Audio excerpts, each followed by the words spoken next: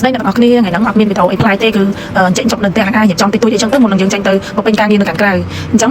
វាអត់មាននេះច្រើនទេបងប្អូនទាំងអស់គ្នាការរៀបចំផ្ទះនេះគ្រាន់តែចង់បង្ហាញថាផ្ទះតូចផ្ទះធំវាមិនសំខាន់នេះសំខាន់លើស្ថិតនៅលើម្ចាស់ផ្ទះឬមកក្រុមគ្រួសារហ្នឹងចេះរៀបចំផ្ទះបានដោយកម្រិតណាហើយមួយទៀតបើសិនជាផ្ទះហ្នឹងវាតូចហើយម្ចាស់ផ្ទះហ្នឹងវាចិត្តហ្នឹងវាតូចចង្អៀតដែរដល់ហ្នឹងវាតាមនឹងដែរបងប្អូនវាអត់មានក្តីសុខវាតាំងនៅក្នុងចិត្តចឹងណាថ្ងៃណាមួយមនុស្សម្នាក់ត្រូវតែចេះរកក្តីសុខឲ្យខ្លួនឯងដូចខ្ញុំអញ្ចឹងបងប្អូនកាលពីមុនខ្ញុំអត់សូវចេះរៀបចំផ្ទះមិនទេចង់និយាយថាអត់សូវចេះឌីក័រអីចឹងណាមានមិនប៉ុណ្្នឹងអីចឹងទៅរៀបធម្មតាចឹងទៅប៉ុន្តែនៅពេលដែលយើងចេះរៀបចំដាក់ការអីទៅយើងតុបតែងអីចឹងទៅវាពេលដែលយើងទៅធ្វើការចេញពីផ្ទះអីចឹងទៅយើងទៅមកវិញយើងឃើញថាយើង cleaning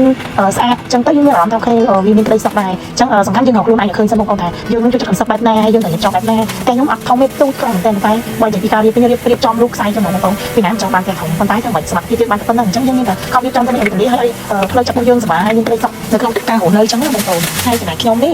ក៏មិនមានក្តីសុបាយប៉ុណ្ណឹងដែរបងប្អូនថាដែរយើងម្នាក់តែងតែមានមហិច្ឆតារៀងខ្លួនចឹងណាបងប្អូនចឹងថ្ងៃហ្នឹងយើងមានប៉ុណ្ណឹងយើងមានផ្ទះទូចប៉ុណ្ណឹងយើងរៀបចំបានប៉ុណ្ណឹងប៉ុន្តែថ្ងៃក្រោយយើងសង្ឃឹមថាយើងនឹងមានផ្ទះទូចមួយឬមកក៏មានសួនការសួនអីច្រើនសម្រាប់បំពេញក្តីសុខឲ្យខ្លួនឯងចឹងប៉ុន្តែយើងកុំបោះបង់ត្រង់ថា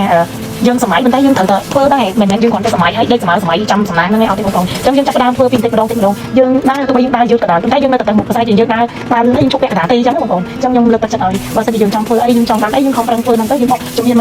ទៅតាមដំណើរទៅតាមសមត្ថភាពរបស់យើងដែលយើងអាចជួយបានទៅខ្សែជាយើងលោកហោះហើយវាចាប់កណ្ដាលទេព្រោះយើងបាត់ទឹកចិត្តចឹងអត់មានអីច្រើនទេបងប្អូនមានតែជូនពរបងប្អូនឯងមើលវីដេអូហ្នឹងហើយសូមឲ្យបងប្អូនធ្វើអ្វីសូមឲ្យបានក្តីសុខហើយនឹងសម្រេចរាល់គោលការណ៍ដែលបងប្អូនប្រាថ្នាពីមុនមកហើយសូមធ្វើផងកុំ